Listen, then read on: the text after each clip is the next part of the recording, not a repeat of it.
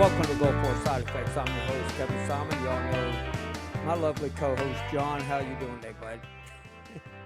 Doing fine. Thanks. And everybody, if you don't know who this young gentleman is, I say he's young because he is younger than us. This is Shawn Laurie. He is the What's up? VetLife4Life guy. And I want everybody to know that we're bringing, I want to at least try to bring Shawn on once or twice a year because what his group does is amazing. And I mean, when I first met Shawn, we'll get in that in just a little bit. But Shawn, go ahead and let everybody know, yes, you were in the Army and stuff, but tell me the date you were in and what you do right now. Okay. So I joined the military in 2004, and I ended up getting retired out. I might as well say medically retired out in 2012. Did 2 tours Afghanistan, 2007 to 2008, and then I went back again in 2010 and 11. Not going to get into the whole drawn out story. A lot of people that know my story, you guys can actually go to my platforms and read all about it and stuff like that. But I did get injured on my second tour, which caused me to get addicted to painkillers, and that went on for a very long time. And lost my best friend in 2016 to suicide. He was a veteran, and just a lot of that playing together, and it put me in a really bad state of mind. And I wanted to give up, bro. I was ready to quit life. Anybody that gets out of the military, I think they just know you just feel like you're missing something. And I didn't have any purpose. I had no passion about nothing. I just wanted to give up, man. And I felt like I was a nobody. The only thing I was ever good at was being a soldier. My whole life I was a loser. I felt like my whole life I was always, told I wasn't going to be nothing, and a disappointment, and always in trouble. And so making a career out of the military was something that I was really looking forward to. And so when they tell me I needed to get out because of injuries, mental health, PTSD and all these things, they were like, the Army no longer needs me. So I was all good with it at first until a few months later, I realized this isn't what I want. But that went on for a long time until 2018. I decided that, you know what, I was ready to get clean. I was ready to get sober. I was ready to change my life. And that's what I did, man. I checked into a 10-day a detox center. And then after detox, I went to outpatient and treatment center for 7.5 months. And every day, 4 days a week for 7.5 months. And then, yeah, I graduated, and here I am. We just hit, I think, the 5-year mark. So I've been clean and sober now for 5 years. I haven't had a drink. I got a new story I tell people now. Last year, I was carrying my heat press, and it flipped up and almost chopped my fingers off. I had to get like 18 stitches in both fingers, and they obviously were going to give me painkillers, and I turned them down. I turned them down even with my fingers hanging off. The point Wow. I bring that up is when it comes to addiction and anything in life, if you want change, you got to be the change. You got to be willing to do what it takes to be better. And I knew that I can't take painkillers. I just can't do it. Even though I'm in recovery for 5 years, it's just something that I can't do because I can always backslide or whatever. So the point is, I knew that I couldn't take them, so I turned them down, and I took that Ranger candy, man, that ibuprofen, and I Well, ran with it. good for you and congratulations, because I know that's no small feat. That takes a Man, that lot was of it intestinal was hard. fortitude to stay the track and know what you got to do. Because doing the right thing ain't always so easy. You know. Exactly, Um, exactly. Well, I tell people that all the time. I can say this: how me and Shawn met. What was it? Over 2 years ago, we were. I was just scrolling through TikTok, and I was looking at videos, and I was finding, and all of a sudden Shawn comes across. I just happened to get on one of his lives, and we started talking. I asked him, "Come on the podcast." Mhm. And he was like, "Yeah, man. Hey, hit me up." And Shawn jumped Let's do right. it. He goes, "Let's get on this," and we did. And I brought him on again. But this is where I think everything is important to each and every person out there about what Shawn is doing. It's about 22 a day.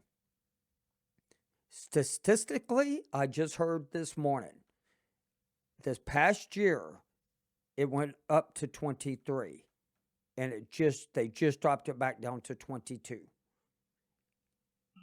And I'm like, Well, well, that's all BS anyways, right? yeah, I agree. I totally I agree. mean, it's BS. It's nowhere near 22 or 23. We actually know it's probably, if we had to guess, it'd probably be more like 50 or 60 veterans a day.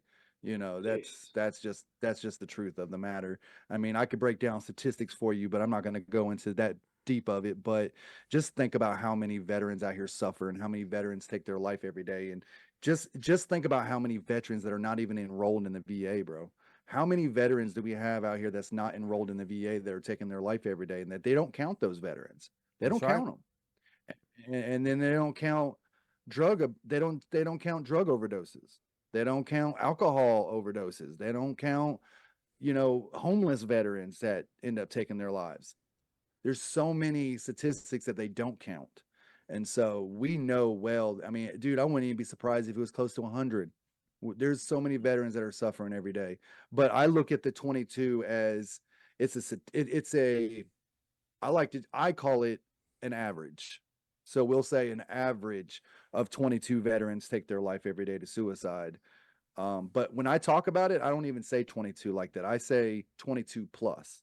So anytime I talk about it, I say, hey, we are losing over 22 plus veterans. And what that means is over 22 a day. Still shining that big 22, right? Because that's just, and to me, it's just a number that we can all recognize. It's just a way to raise awareness, 22 a day.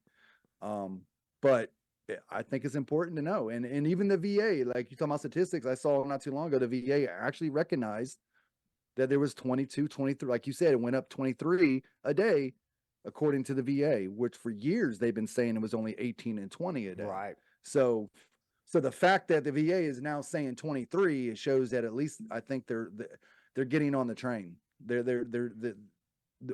Enough of us are in their ear, letting them know, hey, there's a problem, and it's more than what you're saying.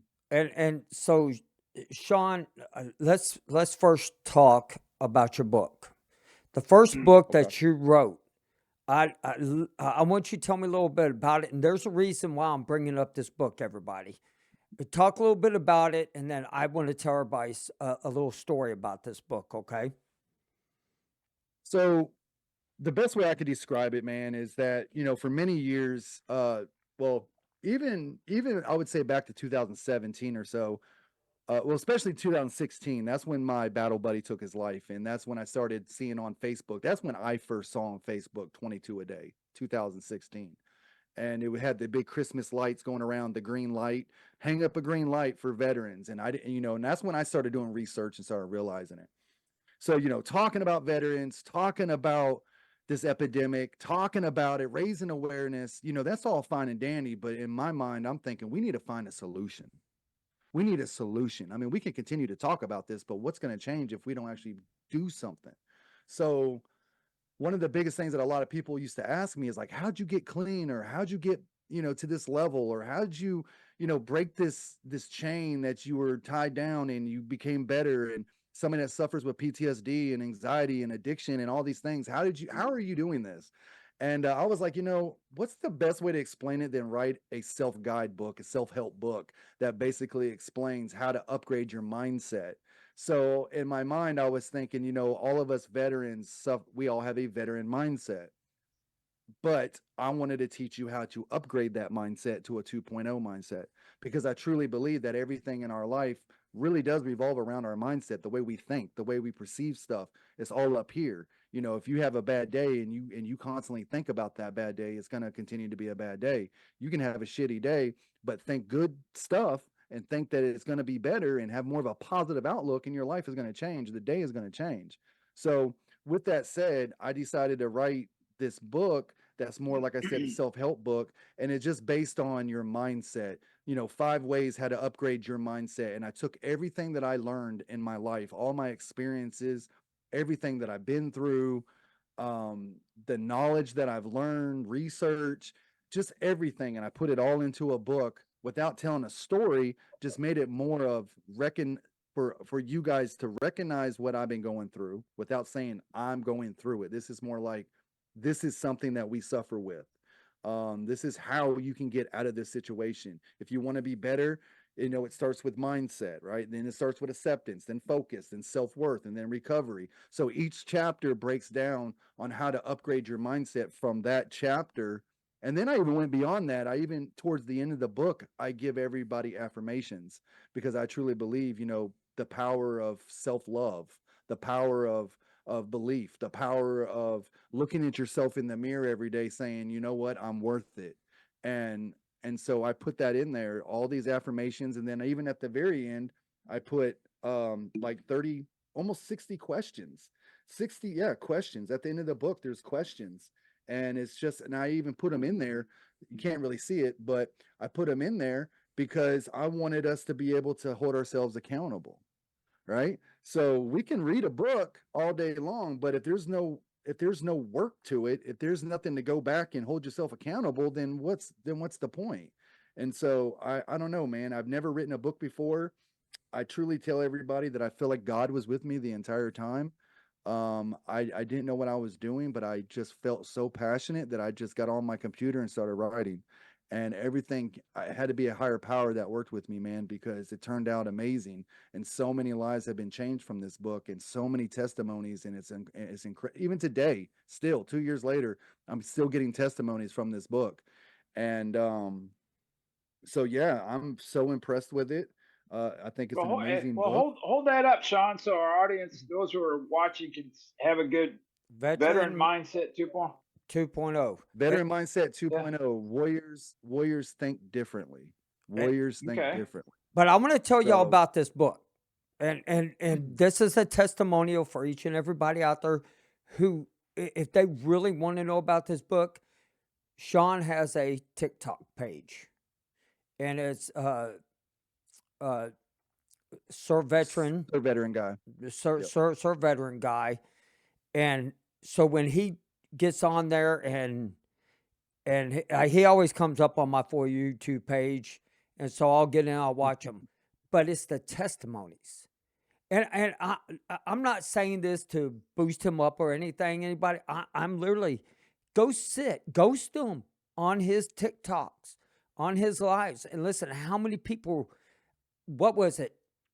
Not last week, but the week before, I was in there and I was listening, and I didn't say hi or nothing. And there was a guy that literally says he reads it every single day. Yeah. Really? There's quite a Yes, bit of them that do that, bro. and It's and mind and, blowing. and I have yet. I mean, there was. It was about 8 months ago whenever I was listening. I think it was around 8 months. Could have been a little bit longer, but there was a lady that just lost her son, and she bought the book. And she got on there, and I mean, and she was talking to everybody. And let me tell you what Shawn does. So he has a group, and this is where we're going to go into this group. But first, y'all go check him out on TikTok. He's got really good videos, by the way, too. But he's got this group, and it's the Vet4Life group. And let me tell you about this little group. It's not little; it's huge. I mean, and they're all over the United States. If I had a problem, Shawn would immediately be like, "Hey, bro, I'm gonna get right a hold of you, or I'm gonna get one of my girls or guys to get a hold of you," and he'll be like, "Y'all reach out to him right now." He does that to each and every person on that he talks to. So you created what's called a Discord, and this is where I think everything is it's more exciting, not just for veterans, but for family members, for anybody that struggles. It's about Discord. And I'm gonna put it while you talk about it, I'm gonna put it in here. And so that way people want to go check it out afterwards. But talk about the Discord and how big it is. Um, so this is so okay. So like I said earlier, finding a solution, right? Same thing with the book, trying to find a solution to help people that are struggling. That was the whole purpose behind it, man. Going live on Facebook or going live on TikTok, one of the things that I've noticed is that when I go live, I don't know if I think it happens to probably most people, but at least to me, every time I go live, at least 3 or 4 people jump in saying, "Hey, man, I'm struggling. Hey, I'm hurting. Hey, man, I need some help." And there for a while, it got to a point where, I have to cut off my live. I'd have to go and reach out to this person, figure out what's going on. Or I'd have my moderators go and say, "Hey, go figure out what's going on with this person so we can get this person some help." So the whole purpose of creating Discord was it's sort of like a Facebook group, but it's more of a if you don't know what it is, it's an app and it has a general chat room and you can build different channels, right? So we have a veteran chat room, we have women, we have men, we have addiction and recovery. So it's a channel with channels within channels. So that way anybody can go in and talk and chat. You can use video, you can use audio. It's just like this. If we were in Discord, all three of us could be sitting just like this talking.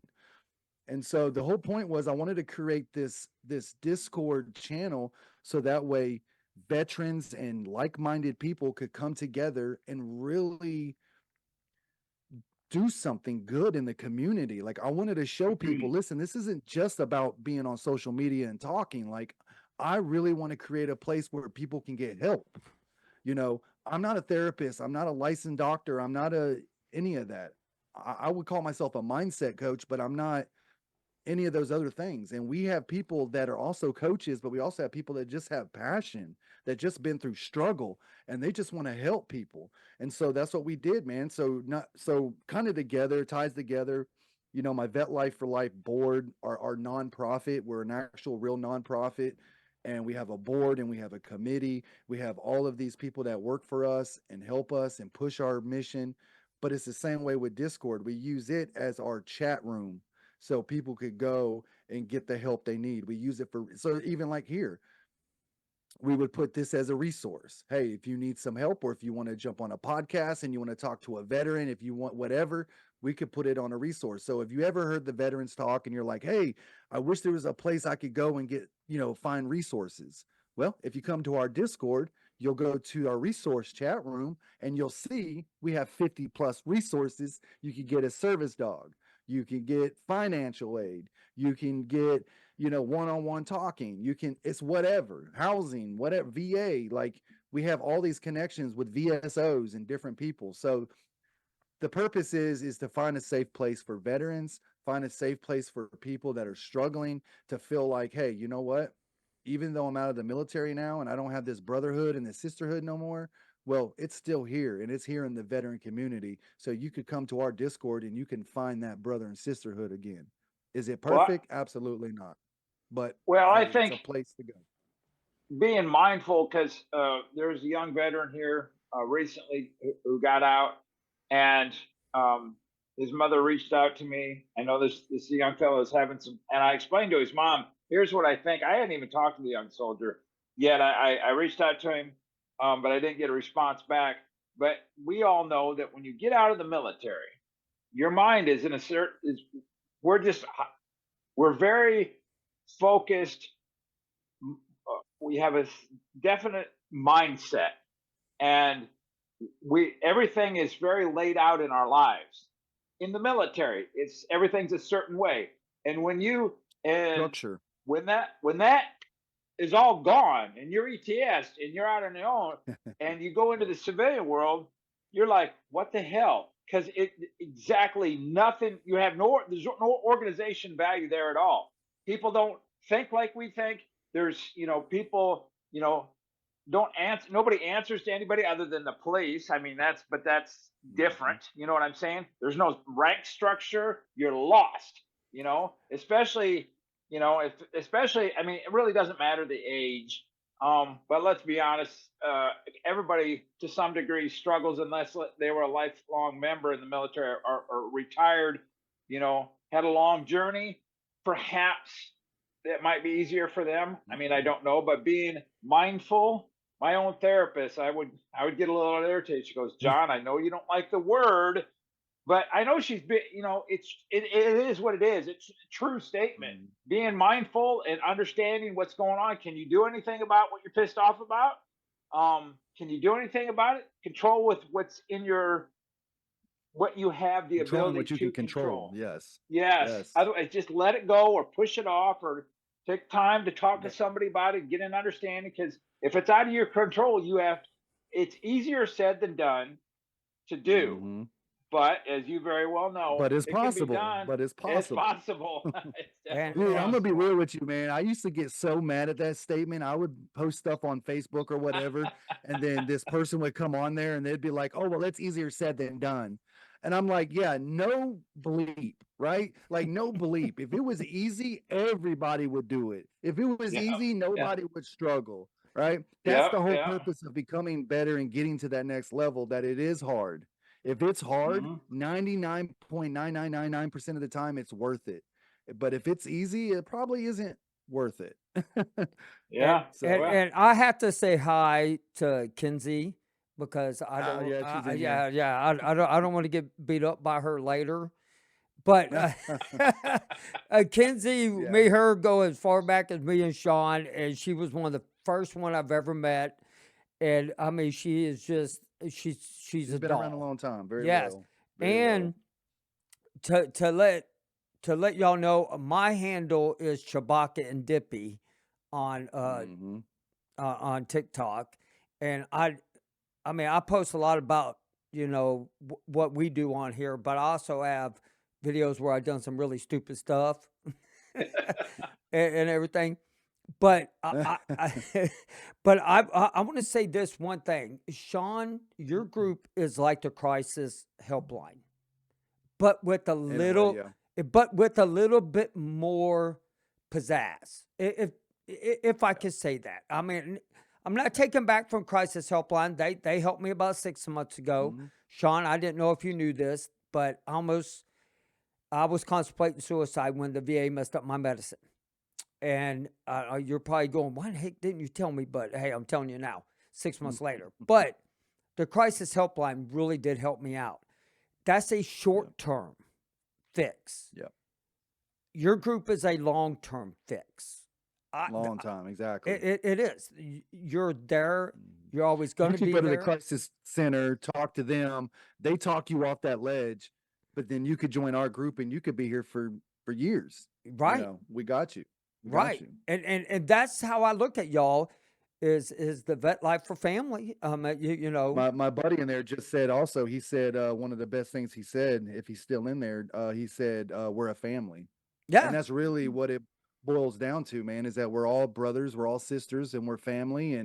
And do we fight? Of course. Is there drama? Of course. I mean, there's going to be things that happen with all of us.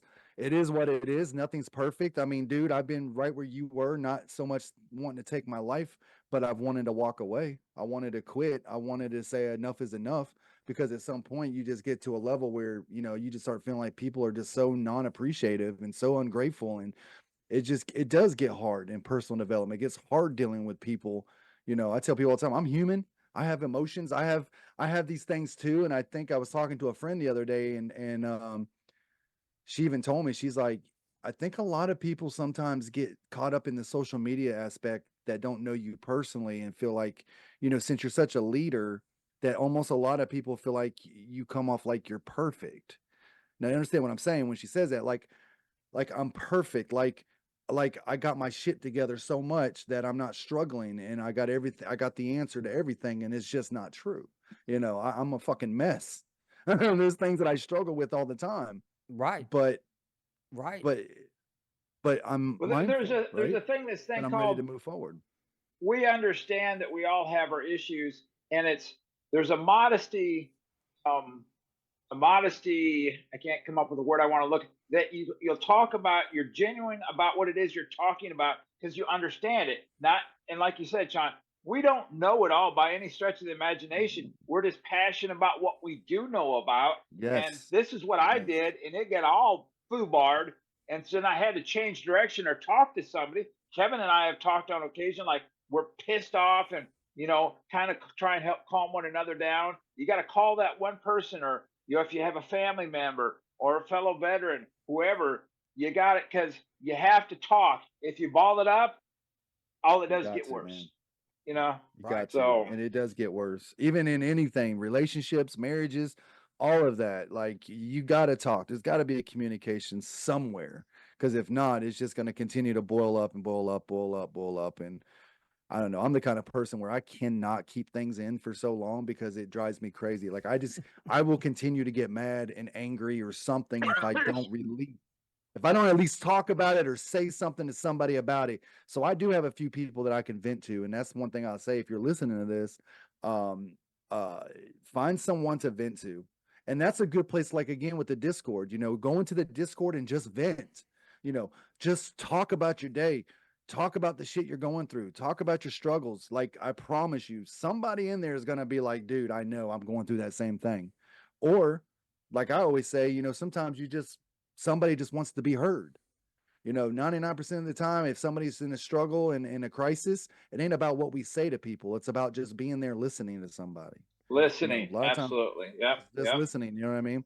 And so I've learned that. And I think that a lot of people think, well, I don't know what to say. I don't know the right thing to say. It's not always about saying the right thing. It's about just being there listening and hearing what that person's got to say and letting them talk. So that's my 2 cents on that. Well, to me, the other exciting part is the nonprofit side and what you do Yeah. outside of social media. Social media is just, Yeah. to me, for you, it's a small part. And Mhm. so I want to get into this last event that you did, and let's talk a little bit about, well, let's talk a lot about it, because I think it's important for people to know the great aspect of everything you have done and you're still doing. Right. So VetLife4Life is actually now a nonprofit. We've been a nonprofit now for 3 years. Again, when we first started, it was just a Facebook group. We just started a group. I just started it. Same way with the Discord. I just wanted a place where people could go and vent and talk and just meet and vent and just have a place for us veterans to go. And so after a while, after meeting a lot of great people and trial and error and trying different things, we just decided to go ahead and launch it as a nonprofit. And then now, 3 years later, we got a board, we have our committee team, we have everybody in place. And it's incredible, man. It's incredible. And to see what patience will do for you when you just sit back and keep holding on and keep believing and don't change you and keep staying real, that the right people will start coming in your life. And that's what happened. There's a lot of things people say to me. And one of the things they say all the time is that they wish they had a team like I have. And so I'm very grateful for my team. Some of them are in there watching now, and they're just incredible people. And I could not do this without them. I can't do this without others, man. That was one big thing I learned, is that you have to learn to delegate. You have to learn to have somebody. It depends on how big you want to go and what you want to do. And if I want to touch the nation, if I want to touch from West Coast to East Coast, then I've got to delegate and expand it to people that can help me, that want to help. And so, since 2019, man, we've been doing events. I also travel. I do speaking events. I've been to multiple events myself, talking on stages, which is, I don't do very much of, but I'm trying to get more into it. I do maybe 3 a year. And so we're trying to get more into that. But we do hold our own events every year. And this last one, we did a boardwalk for 22 in Myrtle Beach. And matter of fact, I'll show you guys the flyer. This is what it looked like last year. Um, Oh, that's we have nice. it's back That's it's badass. backwards. It's backwards, but all those guys were our speakers. You can see me there as the host, and we have entertainment, and we did it at a resort, at the Ocean Reef Resort at Myrtle Beach. So it was very nice and classy, and fed everybody, and it's just incredible, bro. And I get people to come in and they tell their stories, and they influence others, and they talk about their mission and or their organization, and showing where we're raising awareness. And then the very next day, for many years we used to do a 22K walk, but I realized it was a lot on a lot of people. So we just changed it to 1 mile. So now we just go and walk on the boardwalk for 1 mile. We call it the boardwalk for 22. And dude, we had over 100 people walk with us. It was Wow. incredible. And we walked all the way down to the pier, and then we got on the pier and we walked to the end of the pier. Like, it was just so incredible. And now we're already ready for next year. Like, we're already got the speakers. We already not promoting yet, but we're already ready to go. And so outside of social media, like you said, social media plays a part. Social media is the part where I can say, hey, this is who we are. This is what I'm doing. This is what we're trying to do. A way to reach you and reach him and reach other people. That's why we use social media. It's I've been using it since 2016. Like this is great. I love having a platform to do that. But a lot of people think, oh, and I'm not calling nobody out. There's people out there, whatever, they do their thing, but it's TikTok or it's Facebook. Like that's what they do. That's their Right. group, right? That's their I'm helping veterans and it's social media. We use social media to literally get our presence known and for people to know what we're doing off the app. We ain't never going to change lives and touch lives until you actually get out there and stop talking about it and be about it. Okay, you got to stop talking about it, be about it. Get out there and get into the communities. Get out there and change lives. We can only talk so damn much. You got to get out here and show, put in action, like we talked about earlier with the VFW. I got nothing but love for the VFW. I'm glad what they're doing. I'm glad they were been there for our veterans when nobody else stood up for our Vietnam vets, for our World War II vets. I'm glad they were there. But this day and age, man, we got so many groups and nonprofits out here that are doing big stuff, that are reaching the audience, that are reaching real younger veterans and reaching the crowds. They need to step up and start getting involved with us and get off of that anger, get off of that hate towards us. You know what I mean? I know you're mad. I know you're angry. I know you're jealous. But listen, we're here to open the door for other veterans. You didn't have everything that you needed. Not all of us are getting everything that we need now, but it's better. And now we hope that our generation under us is going to have more. And so we just have to keep getting better and better and work together. And I don't know, man. So the nonprofit is huge. We're growing daily. And hopefully, my ultimate goal is I'm in South Carolina, and my ultimate goal, and you've heard me say this last year, and probably heard me say it for years, is our ultimate goal is to build a retreat center. So I want to build a retreat center here in South Carolina for veterans that suffer with anything, addiction, with PTSD, anxiety, depression. It doesn't matter. Just I want to build a retreat, a place where people can go and just get their head right. Go and take 2 weeks off and just relax and get some good coaching and good camaraderie and get some equine therapy and just have that brotherhood again. I want to build it sort of like a military structure with like barracks and have a chow hall and kind of have that old feel when we were out in the military days, but without all the craziness. But I don't know. I got a lot of plans, a lot of goals, a lot of ambition, and it's just going to take time to get there. But You'll get there. with Well, great people nothing like happens you, overnight, brother. Nothing happens no, it overnight. it So doesn't. And I've realized that, and I've learned that, and I've been patient. That's why I said patient like 3 times, because that's the key, man. Being patient and just waiting for the right people to get into your life. Me and you, Kevin, went through something not too long ago. We got our hopes up, ready to I go. know, man. Oh, It sick was to my stomach. it could have been the key to what we were waiting on, and but that kind of stuff happens all the time to me. Yeah. And I just have to remember that, the right people will be in the right place at the right time, and just continue to do what we're doing, staying real, and friends like you guys that bring me on and let me share my mission. That's how we do it. And somebody's going to see this and they're going to say, man, who knows? Maybe they want to donate. Maybe they want to, donate some land or donate some money to us or whatever, so we can get this thing built. So And so what thank is you the what is for the name of your nonprofit? it's VetLife4Life. Okay, so VetLife4Life okay. So yes. I want you to repeat VetLife4Life. it. We are working on a DBA. I do have a lot of passion.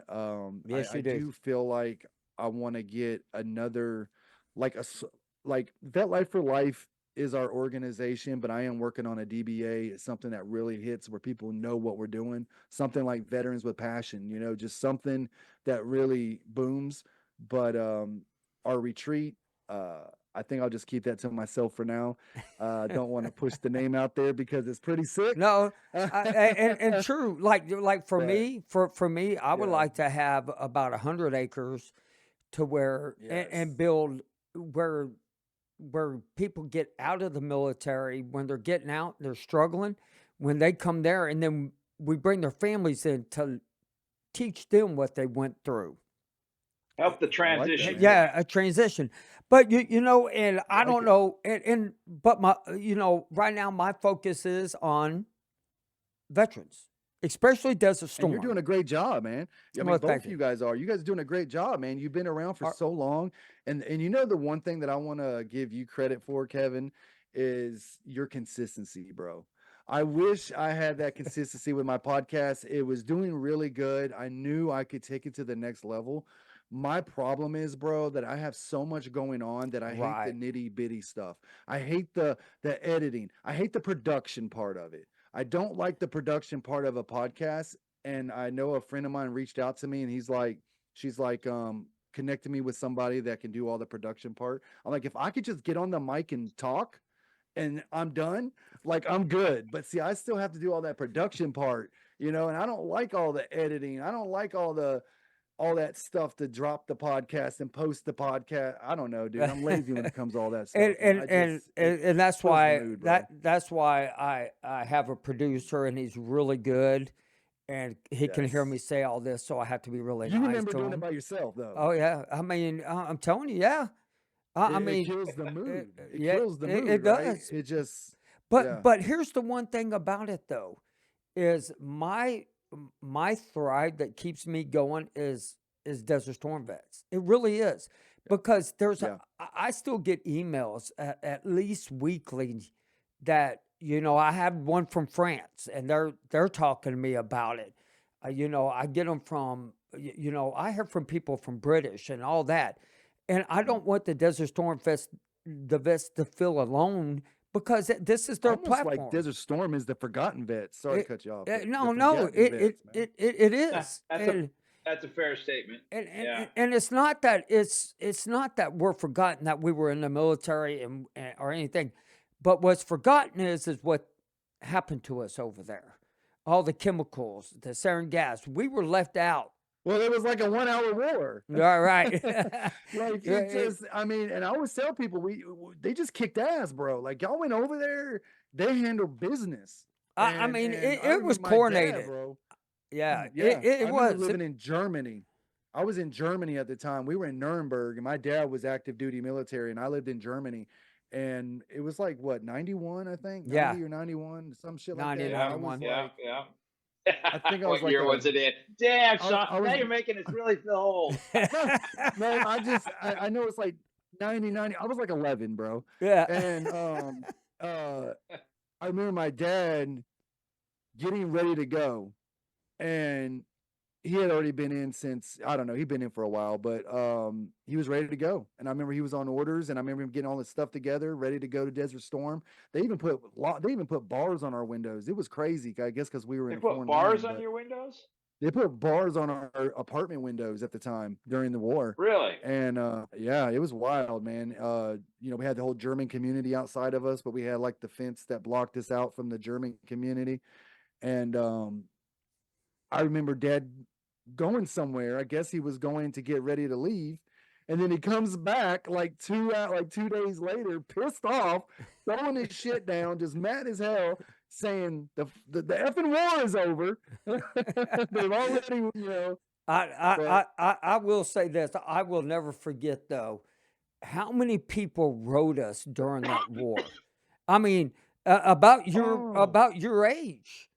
Uh, bro, we wrote Yeah. letters to y'all. that's I was about to right. say that we were Yeah. in Yeah. classrooms, and we would draw American flags and Yes, choppers and Sean. tanks I and just probably thank wrote you. back to you, man.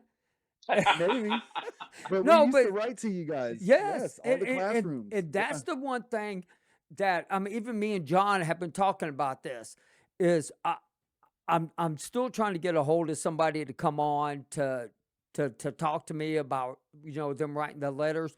But I remember Mhm. everybody like our elementary schools where I live. I got letters after letters, care package after care packages, and and to Amazing. me, I mean that's the stuff that I was like, man, this is so cool. But shit, I wrote a lot of letters back, and I mean, That's I cool, just man. yeah, I'm glad you took the time to do that. That was nice, oh, it man. wasn't a I did. choice. It wasn't. No, You're ordered right it about. Well, ordered. I mean, we took some time to write some letters back, but Good. Sean, you mentioned your dad come back all pissed off.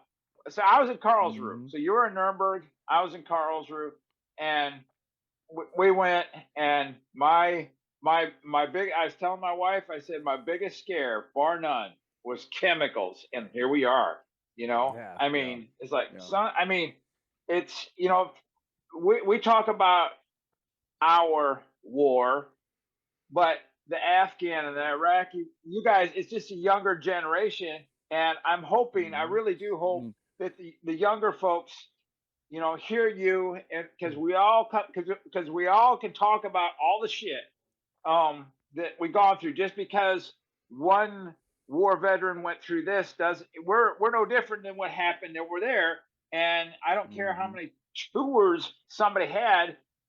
We had somebody on, didn't we, Kevin? It's been quite some time ago, and I made mention of something, and she goes, "This gal says, well, we don't." I forget what the terminology she was, but basically, we don't compare um, one's fear or one's anxiety level compared to another's. You don't compare them, because Yeah. just because it's different, it's all the They same. It they just want to comes from compare different wars, places. bro. No, that's right. Huh? I mean, I No, mean, when you no. think about it, Vietnam, I mean, listen, we all know when you look back at World War II, I mean, that was a mother effer war, bro. That was, I mean, Yeah. that was straight just chaos. And then you got, the only ones that know about Vietnam are the ones through movies.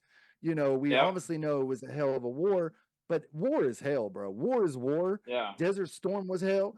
Afghanistan was hell. Iraq is hell. We just got more modern, more better equipment. I mean, we lost all Different. of our veterans from Iraq from the beginning. My boy in here went to Iraq and very early.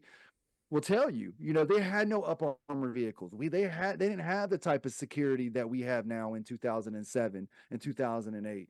So a roadside bomb would take you out a lot faster than they did it now. Dude, I was route clearance. We got hit every day. I got hit by 2 IEDs, bro, and guess what? Nothing happened. I mean, messed up my vehicle, but you know what I'm saying? Right, They were right. able to build And bigger and and, better machinery. and I'll go more. I'll go a little bit further than that. Mhm. I really do. After I watched the Pacific, and then I watched Band of Brothers. So Oh, glad I didn't go to Army or the Marines. I'm telling y'all, this sissy would have ran the other Mm. way. I'm just telling y'all. I'm just telling y'all. You went and ran. Nah, you wouldn't. but when I watched that, I understand why they are known as the greatest generation. I mean, hell, they didn't get to come home, go back, go home, go shit. They island Oh. jumping, island jumping, island jumping. It was like, Mm-mm. and then the Vietnam guys, what they went through. They would go in and they would serve what, 3 years, 4 years, or some Yes, shit like that. Like it w- was their tour. I mean, I think yes, towards the end they were starting to I think they were rotating out, but at the beginning, especially World War II, bro, they were going. And if it was a 4 year war, they were there for 4 years. Like right, you yeah. weren't coming Yeah. home and then what was it, R&R. right, and the Vietnam was Yeah. like, I mean, they could be there a year, 2 years, up to 3 years. I learned Which that. we were Yeah. doing that in Afghanistan because what they would do is when we started, and I bet you even Iraq was the same, they'd give us a 12-month order. And then what they would well, most of the time those units would get stuck at 15 months. So it went from 12 to 15 months. And then they say, oh, volunteer extension. So then they would have people Mm, volunteer to stay even longer. So we had people in our unit that was staying for 2 years straight. And then they come home So and then we deploy again for another year. yeah, So, dude, our I ship got got friends that's been volunteered. deployed 9 times, bro. I'm Crazy, kind of crazy. curious, Sean, because I've never asked this question. It's the curiosity question about when you went to uh, Afghanistan or Iraq. Yeah. See, for us, we were always on the move. Kevin was on board a ship, so it's moving around. But for the Army, the Marine guys, whoever, when you went to did they have a pretty well established um, a post? Would you go to a structured? Because I don't know, dude. I mean, I only see what I see on the movies. So So I don't. I know what you're going with that. So what I would say is they have FOBs, right? We have bases, right? So in Afghanistan, we had so you have major bases. So when you remember when you were seeing all that stuff go down in Afghanistan because of, Yeah, you know, Mhm. um Bagram's taking over. That was our air base. That was Air Force Air Base, bro. That was huge. That's where everybody came in. KBR came in. Everybody came in through Bagram. And it was a Hmm. huge base.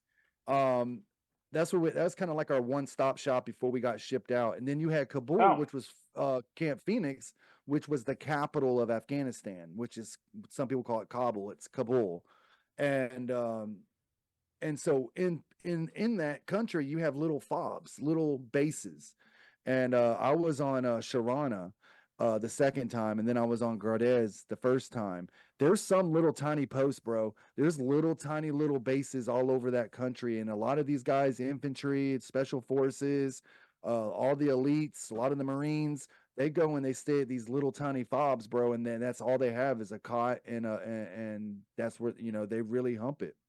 But well, we that was had interesting V-Huts and chow halls and stuff like that. Right. because like us, like I said, we're always. I mean, there was KKMC is where everybody went before they left out of Saudi, out from the Gulf, or at least most people did. That's where you flew out of. Prior to that, we were out in the middle of freaking nowhere, Yeah, and I all couldn't I do that, bro. see, Uh-uh. So I'm and not all I sitting in the see middle on of the ocean. Hell no. Hell no. Listen, I went deep sea fishing one time with my family, and I was Mr. Cocky, right? I was like, I could do this. And my wife was all like, oh, you got to get this little rubber band. You got to take this medication. I'm like, you crazy? We going deep sea fishing. I ain't worried about it. Probably about the third hour, dude, I was just getting sick. I would feel the nausea. I was feeling the nauseous. I was like, there's no way I could sit out here in the damn ocean. for Ain't forever. happening. Y'all, I can't do it. No, All right. no. So I would probably go into a panic attack thinking that I was stuck on this damn ship. sometimes it, There's no way. sometimes it felt like it. Well, Yeah. Shawn, hey, we're gonna go into the after the show right now, but man, Okay. I want to thank each and every one of y'all for coming on. Remember, no war is any different than either war. We all got struggles, and for Desert Storm vets who are still struggling, y'all need to go check out Shawn.